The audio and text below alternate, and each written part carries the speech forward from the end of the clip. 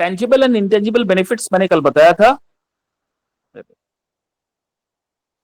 Sir ROI होगा ये, मैंने लेफ्ट कर, मतलब मैंने बोला था कि सर मुझे जाना है।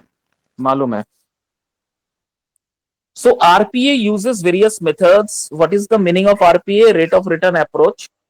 RPA uses various methods to calculate ROI, such as the return on training investment ROI, return on training investment ROTI, or the return on human capital ROHC. These calculations provided a financial measure to value the HRD initiative. अब इस plot को समझाने के लिए, इस slide को समझाने के लिए मैं तुमको एग्जांपल्स मैंने दिया था कि वो टिफिन वाला एग्जांपल। सपोज आप एक ट्रेनिंग करवा रहे हो, employees development training, employees development training FDP जिसे कहते हैं, या EDP, employees development, employees training development, ETDP। तो ETDP आप जब करवा रहे हो तो फैकल्टीज का ट्रेनिंग क्या होता है कि the faculties training minimum 4 to 5 hours या 6 आवर्स का ट्रेनिंग होता है, जिसमें offline online trainings, lot of things are there, practical trainings are there. So employees को क्या होता है कि इससे ऑफिस से लीव मिलता है ये ट्रेनिंग कंप्लीट करने के लिए। वो जाते हैं on the every expenses bear by the company only, company पूरा एक्सपेंसेस बेयर करता है। तो पूरा एक्सपेंसेस कंप्लीट होने के बाद, ट्रेनिंग कंप्लीट होने के बाद जब ये रिटर्न होता है, HRD का एक और ड्यूटी होता है, responsibilities. During this training period, what are the expenses that incurred during the training period that need to be prepared by the HRD department. ठीक है, HRD को प्रिपेयर करना होता है कि क्या मतलब ट्रेनिंग पीरियड में कितना खर्चा आया है, और इस खर्चे को फिर हम मतलब इस खर्चे से हम प्रॉफिट कैसे जनरेट करेंगे, फ्यूचर क्या स्कोप क्या है, इस तरह का कैलकुलेशंस होता है। एक और होता है कि return on human capital, return on human capital. For example, आपने एक एम्प्लॉय को एक हाई लेवल ट्रेनिंग दिलवाया है, उसके बाद उनको जब फिर दोबारा ऑर्गेनाइजेशन में ज्वाइन किया, वो कैसा आउटपुट दे रहा है, रेवेन्यू कैसे जनरेट हो रहा है, उस ट्रेनिंग के चलते, इस एम्प्लॉय और ट्रेनिंग के चलते कंपनी को कुछ प्रॉफिट हो रहा है कि नहीं हो रहा है। This all are the calculations which are called ROI, return on investment जिसे हम कहते हैं। ROI का मतलब होता है return on investment, whatever the company is investing on for training and for employees, whether they are getting that profit or not, that is called return on investment। ये भी होता है। फर्ज करो कि जब आप कॉलेजेस में थे, तो कॉलेजेस वगैरह में क्या होता था, बहुत सारा फंक्शंस किया जाता था, प्रोग्राम्स होता था। हाँ, winter programmes, summer vacation, summer programmes, कुछ ऐसा प्रोग्राम्स होता था। तो ये प्रोग्राम कराने का मतलब क्या होता है, एक तरह का डेवलपमेंट, स्कूल या कॉलेजेस का advertisement, promotion, apart from that admission. Basically now the private colleges and private university, what they used to do, they used to for the advertisement purpose, they used to promote programs, they used to promote lot of activities in the colleges and all. The intention and the purpose is only one, to get the proper admission in the college or university or in school. That is why they conduct all this type of activities during the entire session. During the entire session, the college, university, or school level used to conduct all this program and functions. The only motto is the publicity purpose, advertisement purpose, and another one is to get the proper admission. Okay, basically the private school and colleges used to do something like that. तो उसने investment किया, college, university, school ने investment किया। अब उसका return उसको कैसे मिल रहा है, उसका रिटर्न उसको कैसे मिल रहा है, ठीक है। On the basis of this they will going to calculate it. ये है रिटर्न ऑन कैलकुलेशंस। तो बेसिकली क्या है, रिटर्न ऑन ह्यूमन अप्रोच जो होता है RPA, वो 3 कैटेगरीज में डिवाइडेड है। एक है कॉस्ट बेनिफिट एनालिसिस, दूसरा है tangible and intangible benefits, and तीसरा है rate of interest calculations. On the basis of this, this return on rate of return approach will done. समझ में आ गया होगा? Okay, ma'am, please go to the last slide. I think this is the last slide. Yes, labor economics and labor markets.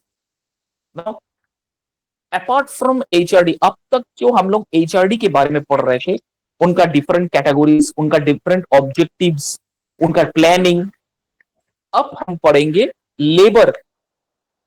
Okay, labour, we will going to study labour economics को हम समझने की कोशिश करेंगे, and apart from that labour markets. आप लोग ने कभी morning peak hours 9:30 from 9 is 8:30 to 9:30 या 10 AM, आपने कभी मानगो पुल क्रॉस करके थोड़ा सा डिमना की तरफ जाते वक्त थोड़ा सा रुके हो? कभी देखे हो वो उसका उस जगह में कितना जाम गैदरिंग जानते हो? वो जो है, दे ऑल आर परिजय श्रमिक. परिजय लेबर मतलब the labours which are coming from different cities, they are called परिजय. They are called the different, मतलब इसको हिंदी में परिचय लेबर्स बोलते हैं. परिचय का मतलब होता है जो लेबर दूसरे शहर से आके, दूसरे गांव देहात से आके या दूसरा कोई सिटीज से आके यहां पर काम के तलाश में रहते हैं, they are called the labours of that category. Now मेरा इसका इंटेंशन आपको बताने का ये मतलब था कि आप सुबह अगर कभी 8:30 से 9:30 के बीच में, क्योंकि 10 बजे तक लेबर का डिस्ट्रीब्यूशन हो जाता है, उसके बाद उतना नहीं रहता है, तो क्या होता है कि 8:30 सुबह 7 बजे का जो बस आता है, मान बाजार, एक टाटा मान बाजार एक बस चलती है. आप लोग थोड़ा सा इस चीज को गौर कीजिएगा.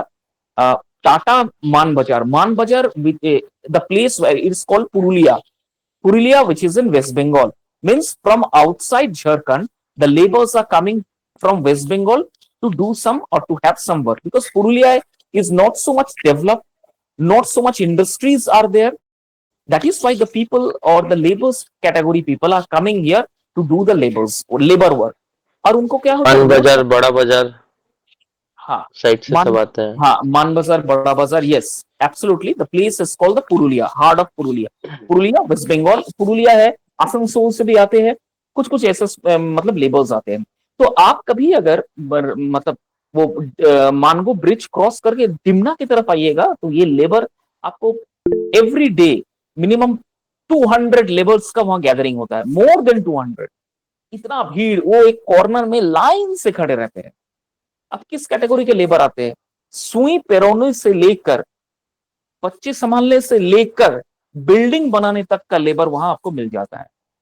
मुझे ये पता नहीं था, मेरे किसी एक प्रोफेसर ने, कलीग ने बताया ये चीज कि वहां आया से लेके, आपको अगर आया की जरूरत है, नर्सिंग की जरूरत है, कुछ सर्वेंट की जरूरत है, इस तरह का लेबर से लेके बिल्डिंग बनाने वाला, मतलब मजदूर जो है, जो मतलब वो सीमेंट मेंशन वाला जो काम करता है, which is called mention in English, जो वो जो क्या बोलते हैं उसे, बिल्डिंग बनाने वाला जो मजदूर होते हैं, ईंटा बाली ढोने वाला, वो मिस्त्री आपको मिल जाएंगे.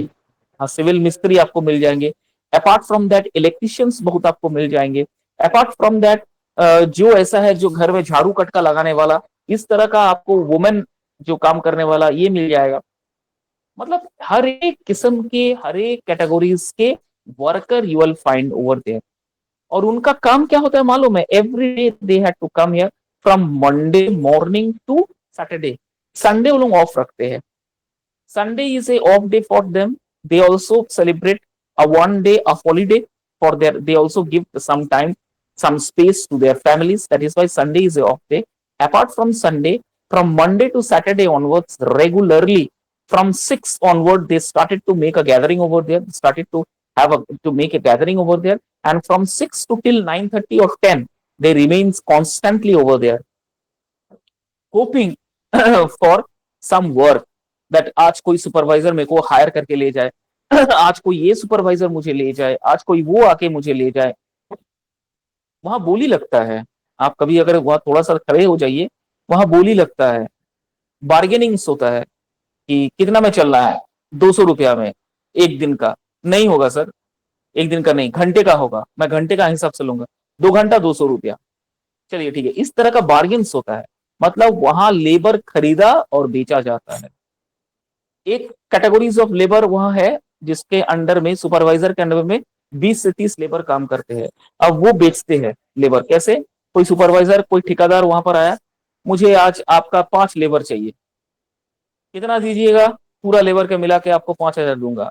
नहीं, 50 से तो नहीं चलेगा, ये लोगों को भी देना पड़ता है, मेरा भी कमीशन है, आप बढ़ा दीजिए, 2,000 और बढ़ा दीजिए। इस तरह से लोग बार्गेन्स करता है, तो वहां लेबर खरीदा भी जाता है और लेबर बेचा भी जाता है। At the end of the day शाम को 5 बजे फिर छुट्टी हो जाता है, 5 बजे फिर वहां गैदरिंग्स होता है। ये मान बाजार वाला जो बस, टाटा मान बाजार खुलती है 5 बजे, फिर वो बस पकड़ के ये लोग फिर अपना गाँव चला जाता है। फिर मॉर्निंग मान बाजार टाटा, वो बस में फिर ये लोग उतर जाता है। This is the regular routing they are doing. Why? Because the employment in those areas, or the employment in those areas where these laborers are staying is means negligible. No labor category are there.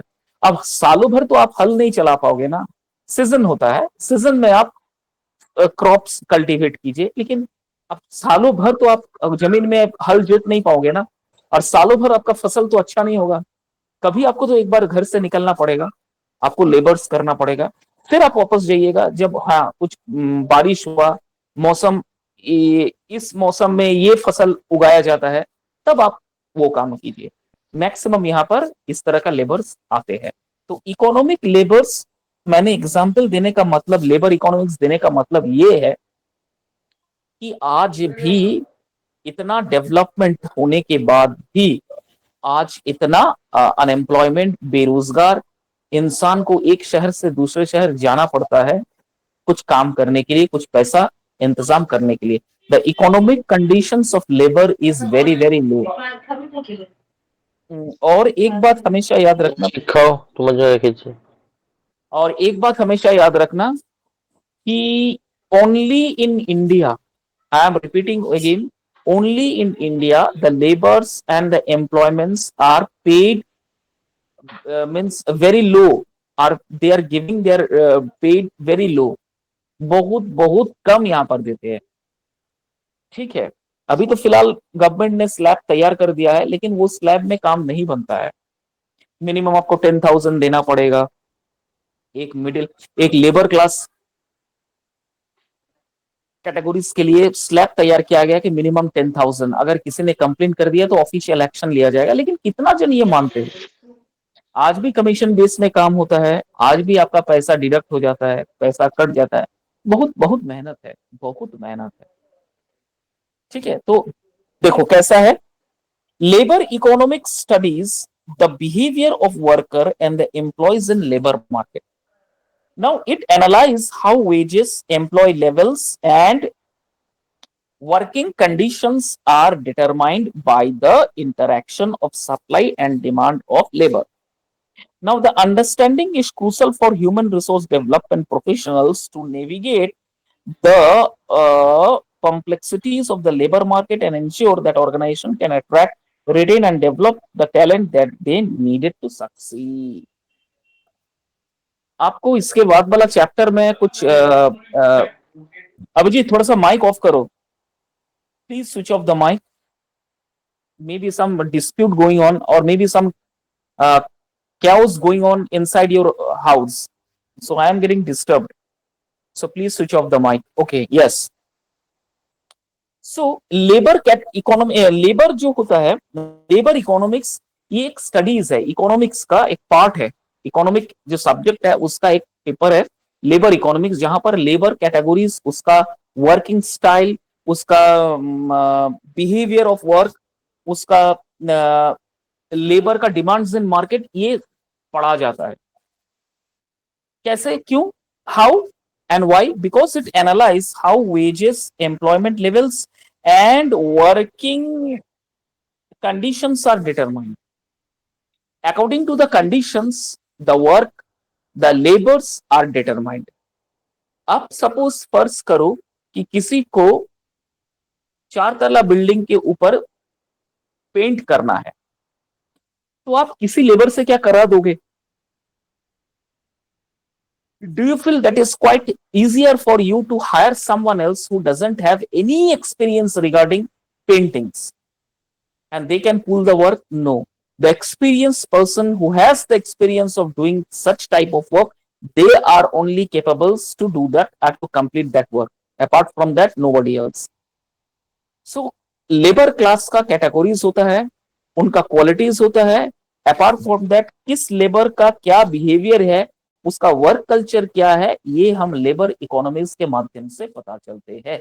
ये एक पढ़ाई है, studies है. उसके बाद क्या पड़ता है? Demand and supply of labours. Huge demand है, सप्लाई वेरी लो है, तो फिर लेबर का दाम बढ़ जाता है.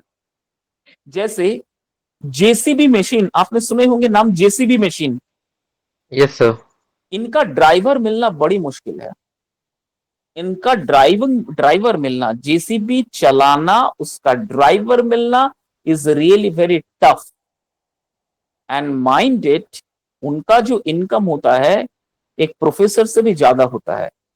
आप सुन के दंग रह जाओगे. Per day they are charging 3,000 rupees. I was heard by somebody else. अगर 30 दिन लगातार उनको जेसीबी चलाना मिला तो सोच लो 90,000 का मंथली वो इनकम करता है. Shocked when I listen first time. जैसे आप चौंक गए हो वैसा मैं भी चौंक गया था. Unbelievable, unimaginable. और जिस तरह का, और इसीलिए ये लोग क्या करते हैं, बाहर जाके काम करते हैं, क्योंकि जेसीबी का सबसे ज्यादा इस्तेमाल डेवलपमेंट कंट्री या डेवलपिंग कंट्रीज में होता है. गांव देहात में तो जेसीबी ज्यादा नहीं चलेगा, 1 दिन 2 दिन 3 दिन चला, उसके बाद बंद गया. लेकिन यहां देख रहे हो ना कितना वर्क, कंस्ट्रक्शन, कितना वर्क एवरी डे. टाटा नगर जमशेदपुर में कुछ ना कुछ हो रहा है. रांची चली जाइए, रांची में एवरी डे कुछ ना कुछ कंस्ट्रक्शन वहां हो रहा है. जेसीबी के माध्यम से वो काम किया जा रहा है. और जेसीबी सिर्फ एक काम नहीं करता है. It's not about the one work only, lot of work. एक कचरा उठाने से लेके मट्टी खोदने तक, एक्सकैवेशन जिसे हम कहते हैं, डीप एक्सकैवेशन, वो काम भी ये जेसीबी करता है. Multipurpose role and multipurpose work. एक बिल्डिंग को ध्वस्त करना है, that is also done by the JCB. एक बिल्डिंग का ध्वस्त का मलबा उठाना है, that is also done by the JCB. एक गड्ढा खोदना है, that is done by the JCB. किसी पेड़ पौधे को उखाड़ना है, that is done by the JCB. Multipurpose work and the driver is one. So how much important for the driver of to means run this JCB machine. बहुत important है JCB machine. इस तरह से और भी वर्क है जिसके लिए आपको मजदूर, एम्प्लॉयमेंट का डिमांड्स बहुत है लेकिन सप्लाई बहुत कम है. हो सकता है 3 जेसीबी मशीन चलाने के लिए एक ड्राइवर हो. 3 ड्राइवर मिलना मुश्किल हो गया है. तो ये लोग क्या करते हैं, अपना डिमांड को देख के ये लोग अपना पैसा बढ़ा देते हैं. भाई हम चलेंगे लेकिन मुझे पर एक दिन का 3,000 चाहिए. एक दिन का, पर डे का 3,000 चाहिए. कितना दिन का काम है? 10 दिन का काम है. ठीक है, वो चुप नहीं बैठेगा, वहीं बैठे बैठे और जगह कांटेक्ट करेगा कि वो 10 दिन में इसका काम खत्म हो गया, दूसरे स्पॉट में, दूसरे इसमें चला जाएगा, दूसरा स्पॉट में चला जाएगा, वहां पर जाके ये भी काम करेगा. This is the supply and demand of labour. एक हुआ जेसीबी मशीन. पहले जो था ड्राइवर का बहुत प्रॉब्लम था, ड्राइवर मिलना बड़ी मुश्किल था. अभी तो फिलहाल ये तो सबके पास गाड़ी हो गया है, ड्राइवर अभी कोई दिक्कत नहीं है. तो इस तरह का बहुत सारा मशीन इक्विपमेंट है जिसको रन करने के लिए एक लर्न ड्राइवर, और इसका स्पेशल परमिट मिलता है लोगों को. आपने कि आपको गाड़ी चलाना आ गया, 4 चक्का ट्रक चलाना आ गया, आपको जेसीबी चलाना आ गया. No, it's need a special training. उनको स्पेशल लाइसेंस दिया जाता है. They are only hired for JCB. उसी तरह से एक और ड्रिलिंग मशीन चलाने वाला देखिएगा. जो हाई रोड बन रहा है, अभी कॉरिडोर बन रहा है, मानगो फ्लाईओवर बन रहा है, अब इसका जितना भी मशीनरी इक्विपमेंट्स है उसका एक ही ड्राइवर, 2 ड्राइवर है. और ये सब मशीन इक्विपमेंट चलाने के लिए बहुत एक्सपीरियंस, हेवी ड्राइवर होना बहुत जरूरी है. इनका सैलरी कितना है? Do you know that? इनका पर डे का इनकम 5,000 6,000 अ डे इनका होता है. मतलब इस 1 लाख से 1.5 लाख का इनका सैलरी होता है. द कंपनी हैड टू पे दिस. इससे अलावा कोई चारा नहीं, बिकॉज स्पेशल ट्रेनिंग स्पेशल पढ़ाई इनको करना पड़ता है, तब जाके इनको लाइसेंस मिलता है।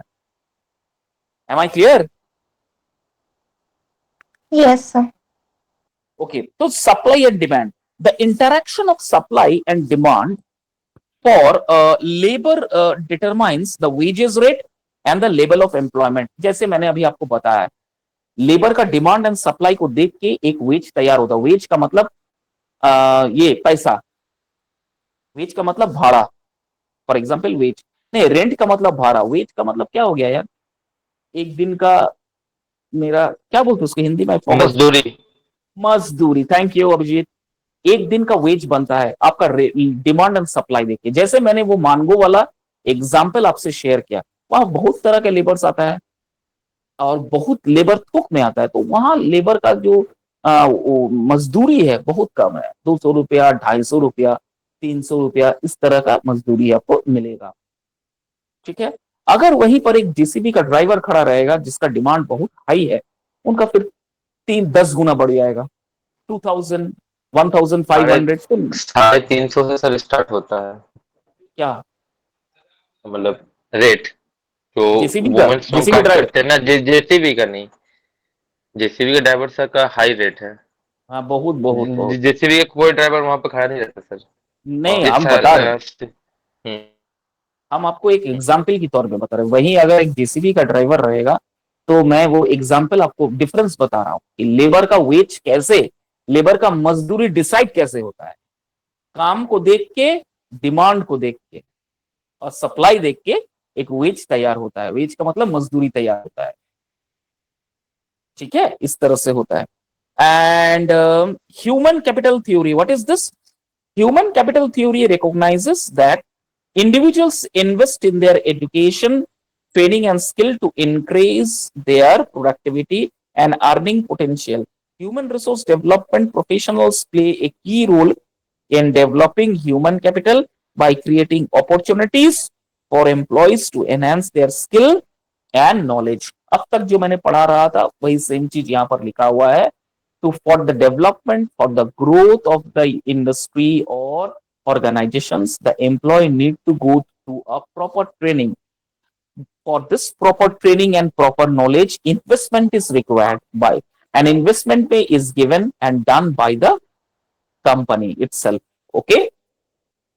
And after completing the training period of the employees or labors of training of the employees, now they will back to their work, and organization will review on that.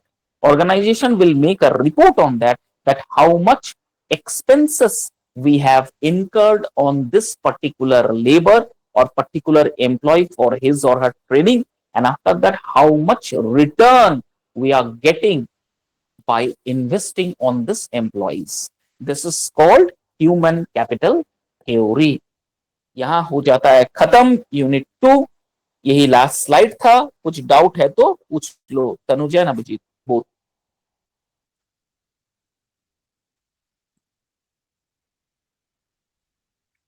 Any doubt? Anyone? If you having any doubt, please ask me. Do you have any doubt? No sir. Okay. Abhijit, any doubt?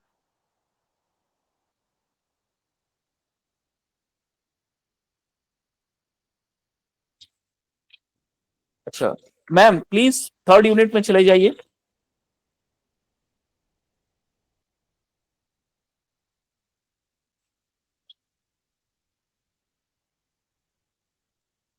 आज बहुत खतरनाक, अभी जो paper पढ़ाऊंगा 2-3 दिन, ये बड़ी खतरनाक, बड़ी इंटरेस्टिंग, बहुत सारा एग्जाम्पल्स, बहुत नॉलेज मिलेगा आपको।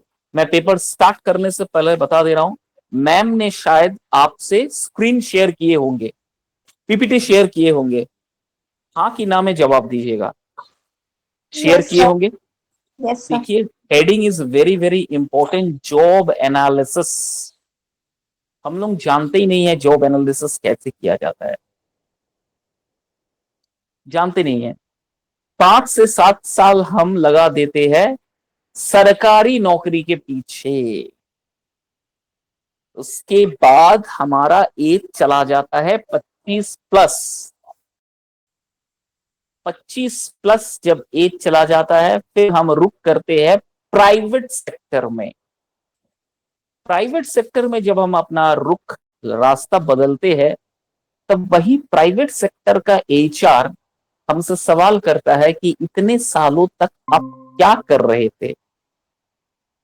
आपका कोई जवाब नहीं होता है, कंपनी से निकाल दिए जाते हो। इंटरव्यू अनक्लियर्ड, इंटरव्यू इनकम्प्लीट, फिर दूसरा नौकरी। समय चला जाता है 27-28 साल। जब 30 का कांटा टच करना आता है, तब कोई प्राइवेट सेक्टर भी उस एम्प्लॉयज को नहीं लेता है। फिर वो रुक करता है बिजनेस की ओर। या तो पोल्ट्री का दुकान खोलेगा, या आलू चॉप, या फिर आलू भोंडा का दुकान खुलेगा, या फिर पार्टनरशिप में बिजनेस करेगा। ये होता है life.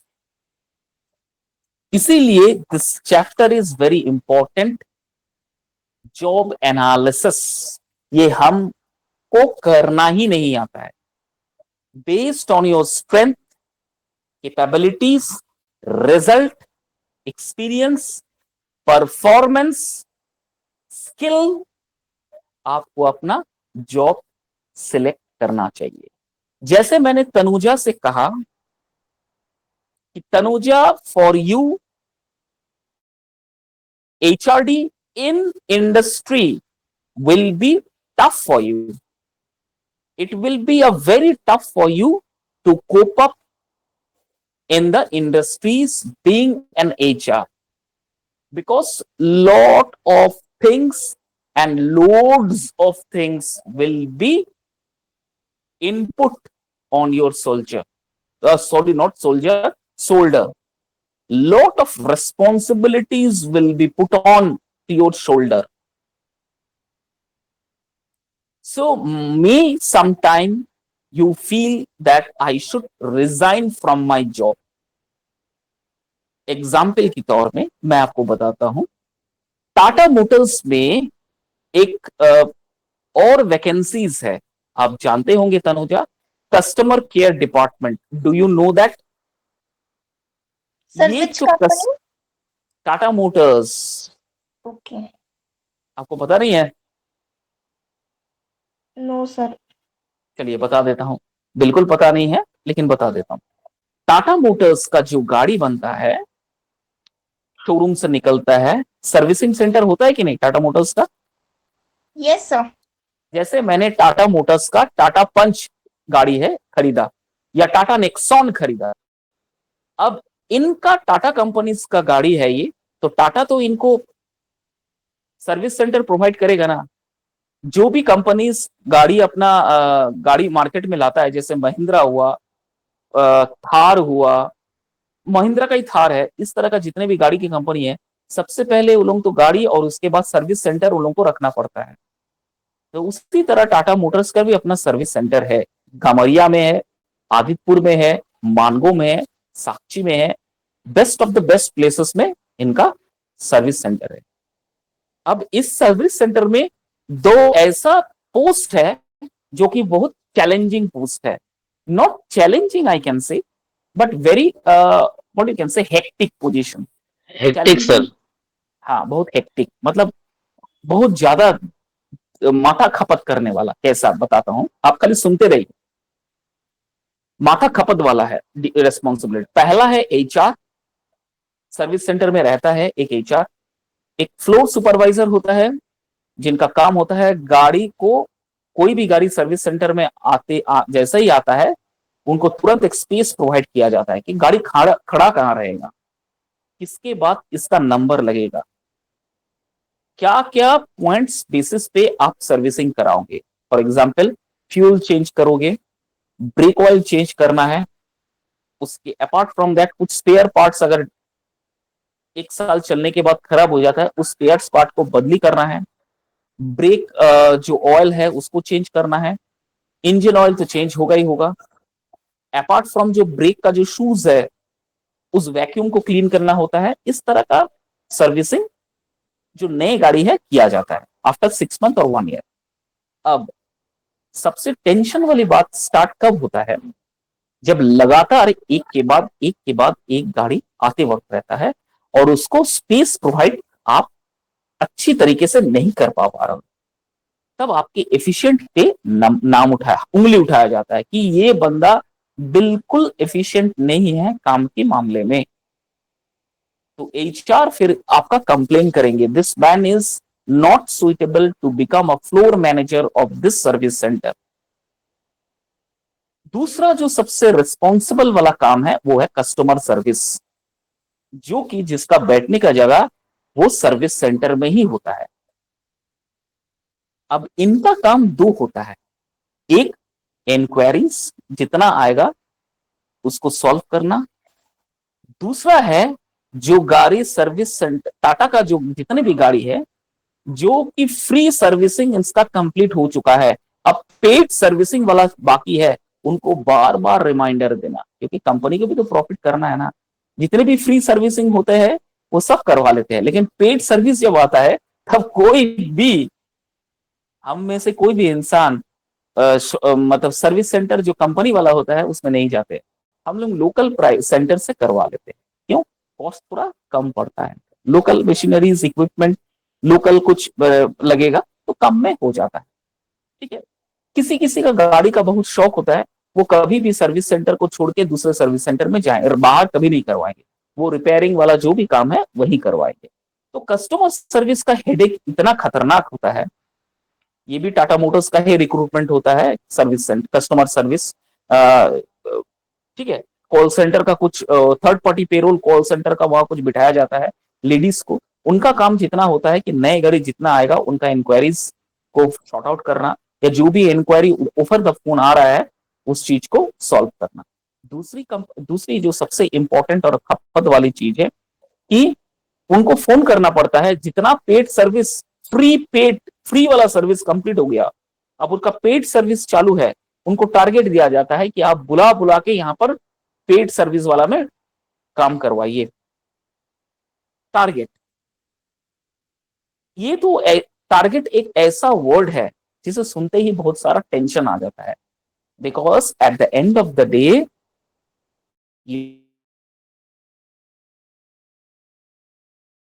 your executive will going to ask you that how many paid service customers have come down for servicing, ये उनका सवाल रहेगा, how many paid service customer you have called them for the services, कितना आपने बुलाया है, कितना आपके पास आया, टारगेट रहता है।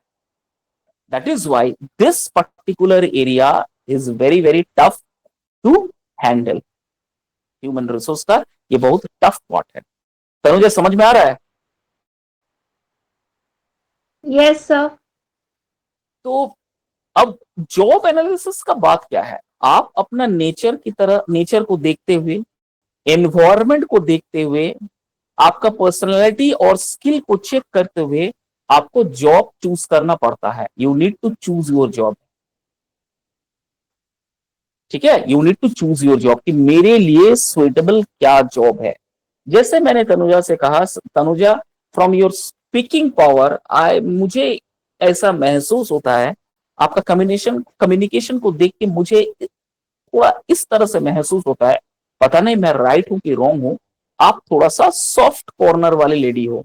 You are a very soft-hearted person, soft-spoken person.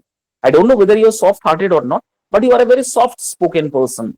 And to work in this sector, you need to be little bit of fast and little bit of rude. You need to be mix of these two things, little bit of fast and little bit of rude. Rude doesn't mean that you need to behave with the people very rudely. No, rude means that you need to speak with them the way they are speaking.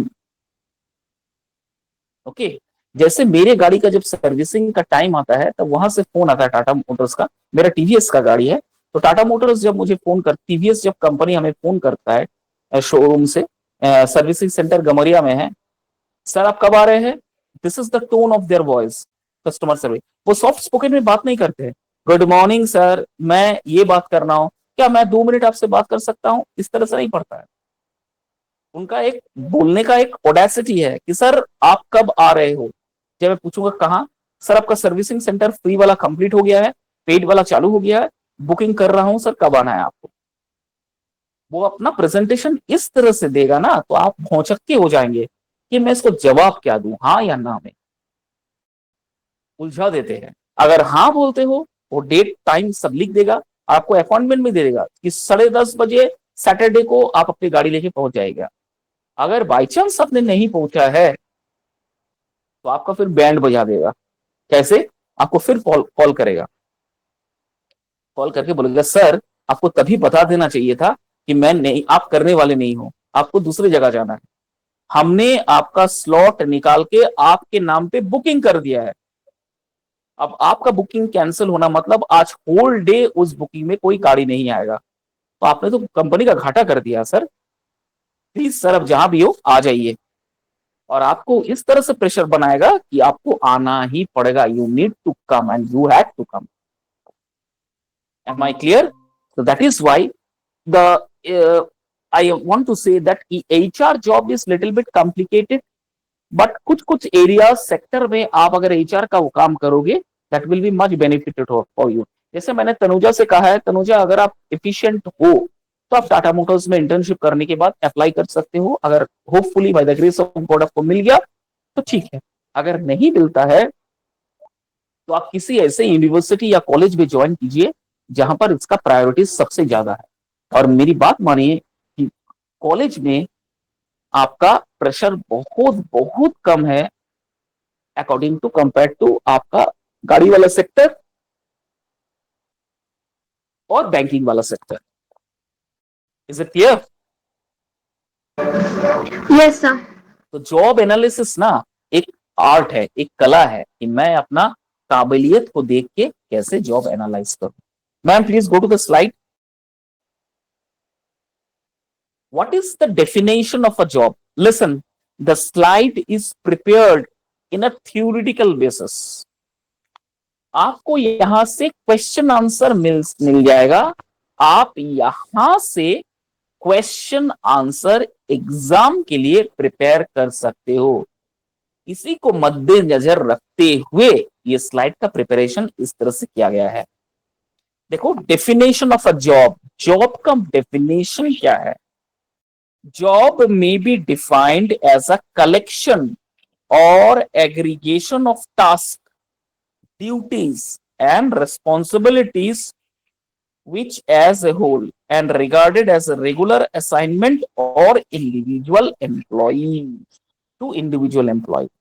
तो job का definition क्या है? Job एक तरह का collective और aggregation work task है। एक कलेक्टिव टास्क या एग्रीगेशन टास्क है जहां पर आपको कुछ ड्यूटीज, कुछ रिस्पॉन्सिबिलिटीज दिया जाता है और आपको हर हाल में वो ड्यूटीज और रिस्पॉन्सिबिलिटीज को पूरा करना पड़ता है। This is the demand. Am I clear? This is the definition of a job. जैसे फॉर एग्जाम्पल एक फैकल्टीज को कॉलेज जाना उसका ड्यूटीज है और रिस्पॉन्सिबिलिटी है कि 8-7 पीरियड में एवरी डे उनको जितने भी क्लासेस अलॉट हुए हैं उन क्लासेस को एक रिस्पॉन्सिबिलिटी सिटीजन के तौर पे, सिटीजनशिप के तौर पे उनको वो लेना पड़ता है। First period, third period, fifth period, इस तरह का जो भी पीरियड में उनका क्लास है उनको लेना पड़ता है। This is the definition of a job. तो जॉब में देखिए ड्यूटी और रिस्पॉन्सिबिलिटी दोनों आ जाता है, ड्यूटी रिस्पॉन्सिबिलिटी दोनों आ जाता है। अगर आप काम को निभा रहे हो इसका मतलब क्या है? आपको काम में कोई दिलचस्पी या कोई लगाव नहीं है, लेकिन आपने बढ़ चढ़कर पार्टिसिपेट कर रहे हो, अपना रिस्पॉन्सिबिलिटीज निभा रहे हो, तब वो इंसान कर सकता है जिसमें रिस्पॉन्सिबिलिटी है, जिसको काम के प्रति लगाव है। और अगर आप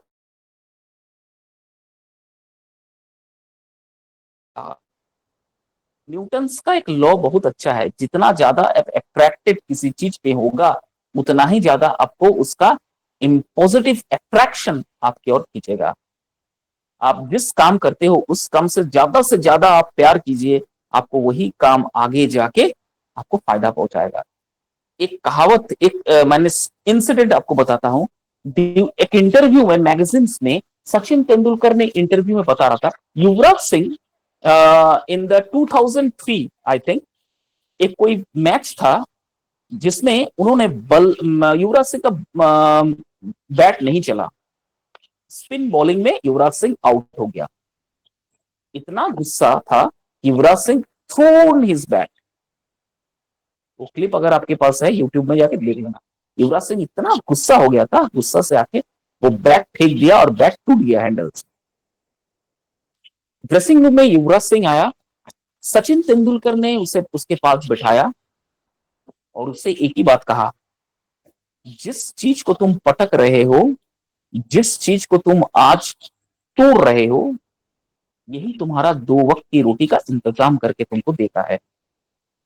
इसलिए जहां पर काम कर रहे हो, जिस भी काम आपको मिला है, उस रिस्पॉन्सिबिलिटीज को 100% से निभाइए, और जो काम दिया है और जो जगह आपको मिला है उसका इज्जत कीजिए। जो सीट आपको मिला है, जहां काम करने की जो जगह आपको मिला है, उसकी इज्जत कीजिए और शुक्रगुजार कीजिए कि मेरे इस काम की वजह से मुझे 2 वक्त की रोटी नसीब हो रहा है। ठीक है, आप अगर किसी एक दरवाजे में चले जाइए, अगर रोटी मांगिए तो कोई एक घर शायद आपको एक दिन के लिए रोटी दे देगा, लेकिन एवरी डे इम्पॉसिबल है। इसीलिए जहां आप काम कर रहे हो, जिस भी जगह आप काम कर रहे हो, जो भी इक्विपमेंट्स आपके पास है, आप उसकी इज्जत कीजिए। उसके बाद दिन से युवराज सिंह बैट कभी और नहीं पटका और कभी ना तोड़ा। Am I clear? जिस काम को आप इज्जत दोगे, यस सर। वही आपको इज्जत बख्शेगा। हमेशा याद रखना, काम छोटा या बड़ा नहीं होता है, आप उस काम को इज्जत देना सीखिए। इज्जत, yes try sir. To give respect to that word. आप फॉर एग्जाम्पल, अभिजीत तो एक्सपीरियंस है, आप काम कर रहे हो, लेकिन for Tanuja I am telling you, Tanuja you will going to enter into the world of job, new world of job. तो आपके लिए सबक यही है, जो भी काम आपको मिल रहा है आप उसकी इज्जत कीजिए। जो भी रिस्पॉन्सिबिलिटीज आपको मिल रहा है, वो शुक्रगुजार हो जाइए भगवान की, आपको ये रिस्पॉन्सिबिलिटीज मिला है, और उसकी इज्जत से आप काम कीजिए। Am I clear? देखिएगा, आपको आगे बढ़ने से कोई नहीं रोक पाएगा। तो this is the definition of a job. Ma'am please go to the next slide. Now concept of job, job का कंसेप्ट क्या है, पहले मैं इस चीज को क्लियर कर देता हूं। ये सब बेसिक चीज है, और उसके बाद मैं मेन कोर्स में जाऊंगा, जहां पर मैं आपको सिखाऊंगा कि जॉब या कैरियर एक्सप्लोरेशन आप कैसे चूज कर सकते हो। Concept of a job: each job has a definite title based upon standardized trade specification within a job. Two or more grades may be identified where the work assignment may be graded according to skill, the difficulty in doing them, or the quality of workmanship. Further, a job may include many positions. For a position is a job performed by related to a particular employees. Okay, so job का एक definite title होता है based on standardised trade specification. आप किस trade से belong करते हो, civil, mechanical, computer science, electronics engineering, electronic communication, ये सब एक ट्रेड्स है। आप किस ट्रेड से बिलोंग करते हो, आपका स्पेशलाइजेशन पेपर क्या था स्कूल में, on the basis of that आपको फिर उसी फील्ड में काम करने का मौका मिलता है। ठीक है, now according to the skill, the difficulty in doing them और the quality of workmanship. But अभी परिस्थिति क्या है, अभी परिस्थिति थोड़ा सा मॉडर्न टेक्नोलॉजीज हो गया है, और मॉडर्न टेक्नोलॉजीज में थोड़ा सा आर्टिफिशियल इंटेलिजेंस का सबसे ज्यादा यूज होता है, जिसकी वजह से थोड़ा सा स्किल आपको थोड़ा सा और एडवांस लेवल में करना पड़ेगा। Then only you will learn to grow. Otherwise आपका स्पेशलाइजेशन करने का जो आपका स्पेशलाइजेशन का जहां काम है वहां अगर आप कर पाते हो तो ठीक, नहीं कर पाते हो फिर आपको वो जगह दिया नहीं जाता है। This is called the concept of a job. Ma'am please go to the next slide. Job analysis, what is this? It is a systematic process of gathering, documenting and analyzing information about a job, including its duties, responsibilities, tasks and requirements. तो job analysis किसे कहते हैं? ये एक process है। क्या process है? Systematic process. कैसे? मैं इसका एग्जांपल आपको देता हूं। फॉर एग्जांपल, सपोज रेलवे में वैकेंसीज निकला है असिस्टेंट स्टेशन मास्टर का पोस्ट। एडवर्टाइजमेंट आपने गैदर किया, उसके बाद आ जाता है नेक्स्ट पार्ट, इंफॉर्मेशन कलेक्ट करना। क्या क्या इंफॉर्मेशन? सबसे पहले age, next qualification, next extra qualification if added, next कौन कौन से स्टेट का वैकेंसीज निकला है, कौन कौन से शहर में या कौन कौन से स्टेट में इसका वैकेंसी निकला है। फोर्थ, समय कब तक है, लास्ट डेट क्या है। फिफ्थ, पैसा कितना लग रहा है इस फॉर्म को फिलअप करने के लिए। सिक्स, ऑनलाइन या ऑफलाइन। सेवन, जमा कैसे करना है, एड्रेस किसको करना है। एट, क्या सिलेबस है। नाइन्थ, डेट ऑफ एग्जामिनेशन कब है। 10th, सेंटर ऑफ एग्जामिनेशन कहां पर। 11th, admit card. इतना सारा एनालिसिस करने के बाद एक पोस्ट के लिए लाखों स्टूडेंट्स अप्लाई करते हैं। इतना सारा एनालिसिस करने के बाद फाइनली स्टूडेंट्स अप्लाई करते हैं।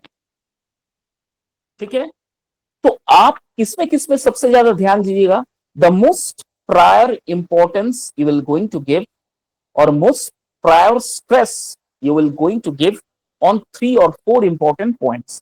Number 1, whether the age is correct or not, whether the age requirement of the age mentioned in the form resemblance equivalent to my current age or not. This is the first point. Form में जो as लिखा है, railway form में जो as लिखा है, उस form में जो एज है उसके हिसाब से मेरा अभी उम्र कितना है, क्या मैं इस उम्र में वो अप्लाई कर सकता हूं। ये आपका पहला एनालिसिस हुआ। दूसरा एनालिसिस क्वालिफिकेशन। मेरा जो क्वालिफिकेशन है उसके अकॉर्डिंग इस क्वालिफिकेशन मैच हो रहा है।